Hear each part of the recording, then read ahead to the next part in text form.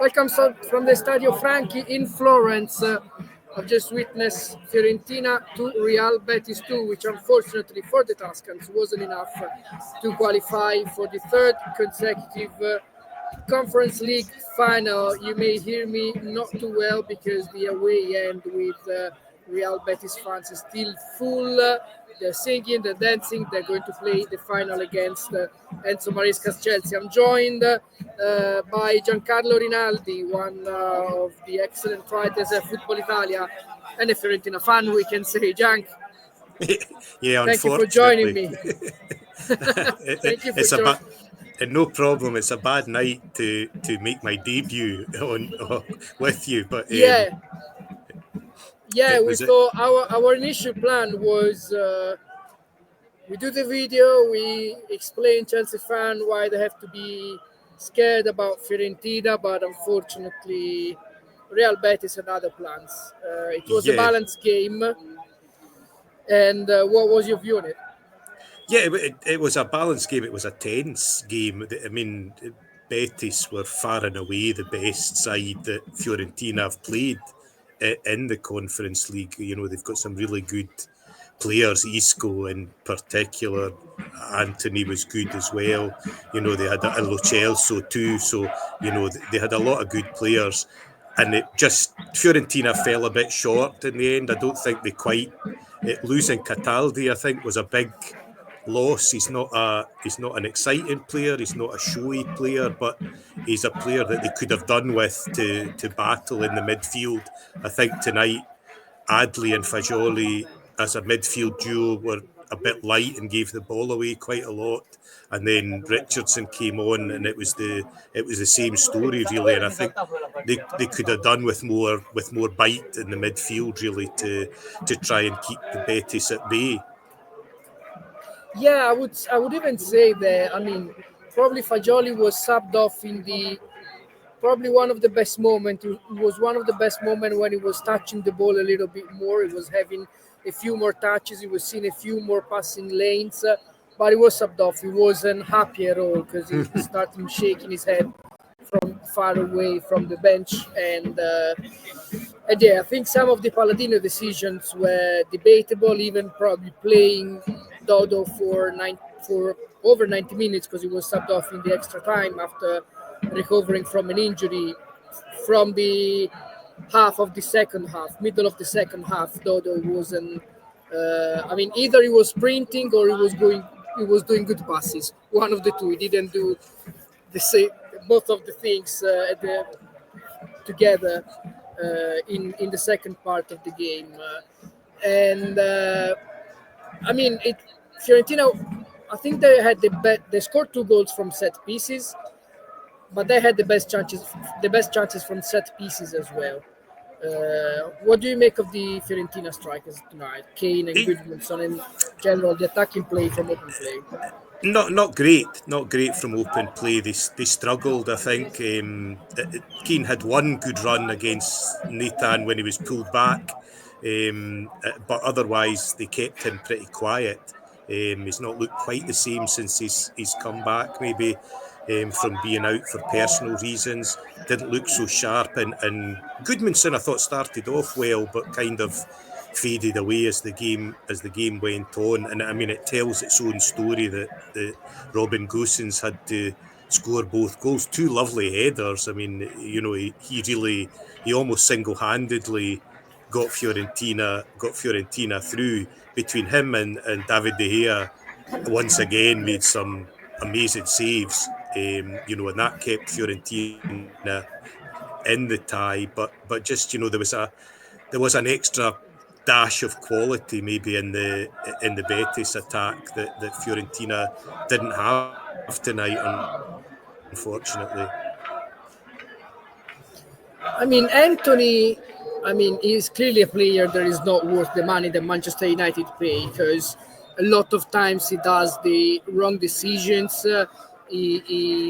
Some passes are not good enough, but the quality that he has at this level, which of course it's pretty far from the level where Manchester United would like to be, it really made a difference. I mean, besides the goal, which was great, even if it was on De Gea's near post, I think it was really well taken. There isn't much that can say to De Gea. It was a well taken free kick. But then the pace that he had, I'm just looking here because there are basically two groups of Betis fans. One on my left on the main stand, and one in front of me with the ultras, let's say, and they're shouting at each other. And nice moment. But yeah, I was saying about Antony. He's clearly not a player that is worth that money. But it was, I mean, the pace that he had and the agility that he showed tonight, the quality that he had with the ball at his feet, and even at the end of the game, around the second half and extra time, there were a few clashes with Ranieri of Fiorentina, who in the end lost the battle, I would say, with Antony, unfortunately for Fiorentina and for Italian football, because in the end they got the chance from that side, and Pietro Comuzzo lost the aerial duel leading to the game, to the goal, the 2-2 from Betis. Jank, how about the Fiorentina defense? Because when I was doing the rating, the player ratings, Comuzzo and Ranieri stood out a little bit more than Pongracic, who I didn't really like. But then, especially with the Betis equalizer, a little bit shaky overall. What do you think? Yeah, I mean, it was funny that Komutsu dealt with Bakambu very well. I thought, he obviously got caught out in the first leg very early on, and then had a good game, and he dealt with him really well. And it was actually the change. I think he was playing against a different type of player, a boy who could control it better with his feet, and then played a lovely through ball. I actually thought, although Antony did, play a key part in getting his goals, I thought the battle with Ranieri was quite an even one, really. Ranieri put in some good tackles on him, and it was one of the best parts of the game, to be honest. I think it's enjoyable to see two players, different styles, going head to head. And I mean, in the end, the result, Antony won. You can't argue with the score, but I thought it was a very good battle. Pongracic, you're probably right. Yeah, I mean, a half mark down. He didn't really impose himself on the game. There were a few mistakes as well. He did go on one lovely run where I'm not sure if he quite knew where he was going, but he did go on one nice run, but overall we're fine. It's really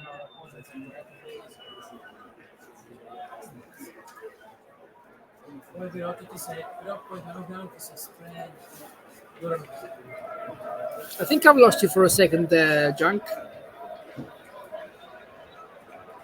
Yeah, you're back. Just finish with the last part that you said, because I couldn't hear. Oh, so I wondered. No worries. It span on there. I was just. What did you get out of what I said there? I mean, I'm just that Fiorentina, really, the defence. I'd say Pongracic was probably a few marks down from the other two, because he went on runs that and he lost his mind. He didn't have a great game tonight.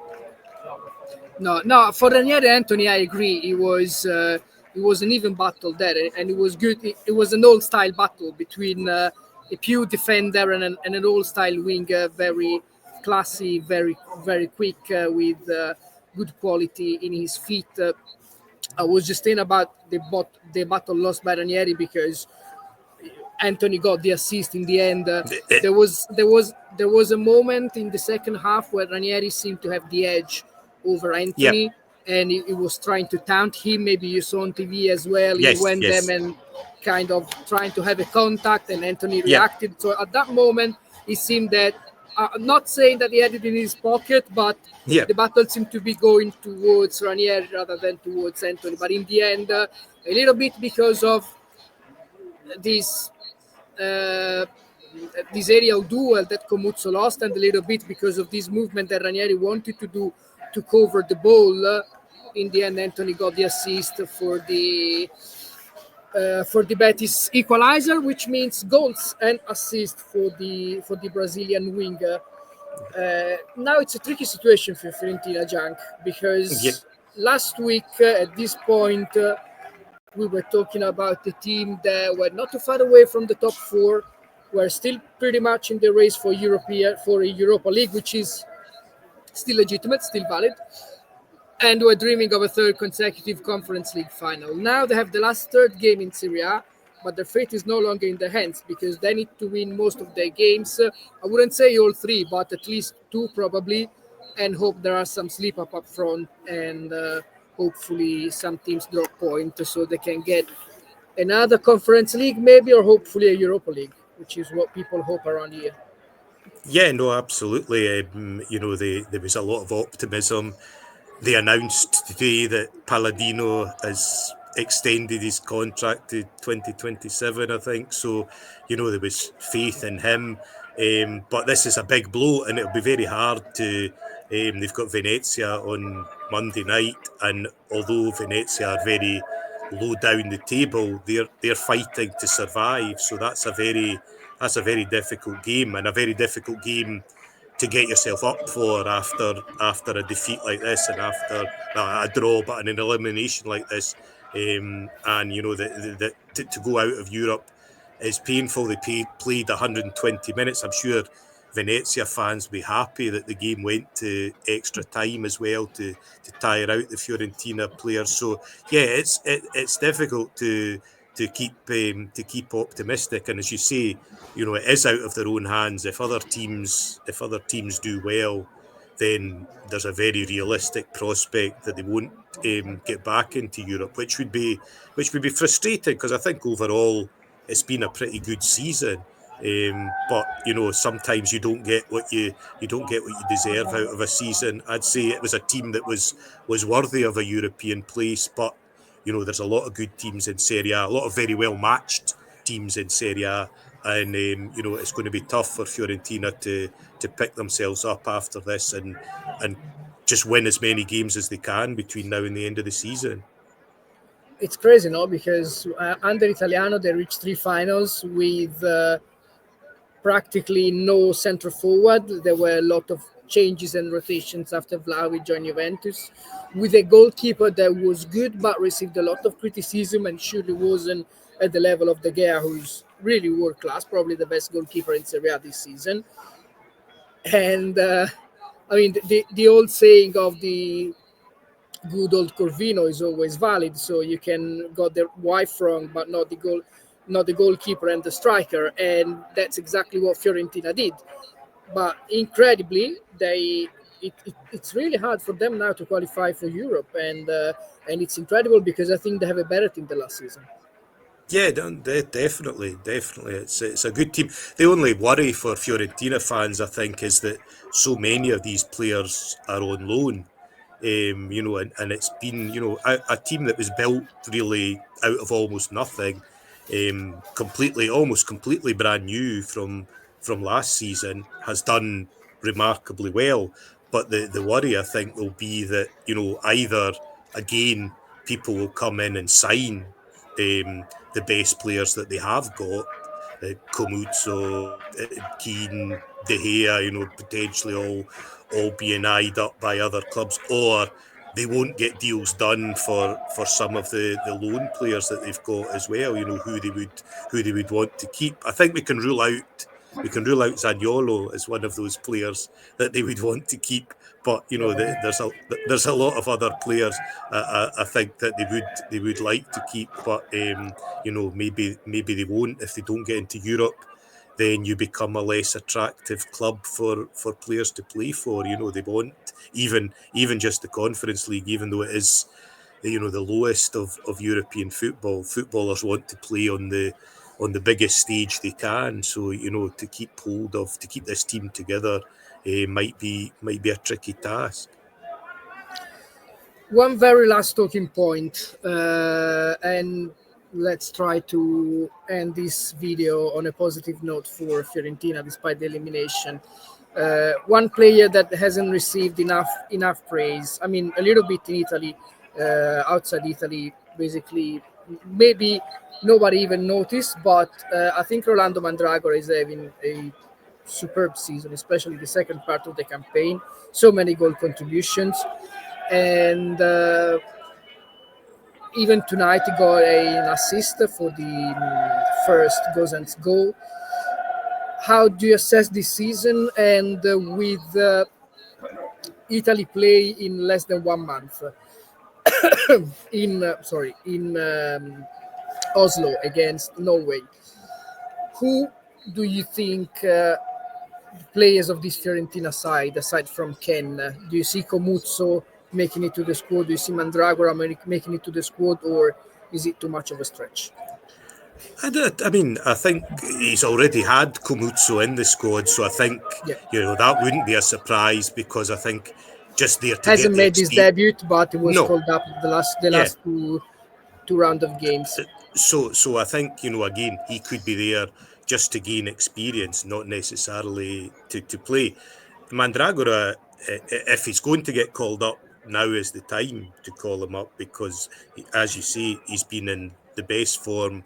I mean, I've always never really thought of him as an outstanding player, but this season, especially the second half, he has been outstanding. Assists, goals, free kicks, everything really. So he's a pretty complete midfielder. I don't think it would be outrageous to call him up to the squad. He's obviously getting a bit older, but I don't see that there's any reason why not. And I would give a shout for Luca Ranieri as well, because I think he's had a great season for Fiorentina, and he's not everybody's cup of tea. Some people don't like the antics, the getting in people's face, and the shouting, the taunting, as you said. But he's another player that for me is having his best season ever with Fiorentina. So it wouldn't be so outrageous to see him in there. Others, I'd be surprised. I mean, Fagioli's obviously been in and about the Italy squad, but he's not really. He's had good games, but he's not been consistently good with Fiorentina. And the other one is probably Zaniolo, but his form he's made next to no impact in Florence, unfortunately. And time's kind of running out for. He's had a lot of chances, and time's kind of running out for him to prove that he's the player that a lot of people hope he could be. Yeah, unfortunately, that's exactly the case. Not even the good old Gasp could do something with Zaniolo. Exactly. Not exactly. even his good touch. You're beyond help. If Gasperini can't turn you into a good player, he did it with Ilicic. If he can't do it with Zaniolo, then nobody can, I don't think. Yeah, unfortunately, that seems to be the case, Junk. Thank you very much. Thank you for joining me, especially at this time after the Fiorentina game, after such a disappointment as well. Hopefully, there will be many other chances we talk together, we discuss football and Syria. Thank you very much, Junk. Thank you. Thank you. We'll speak soon, guys. Thank you very much.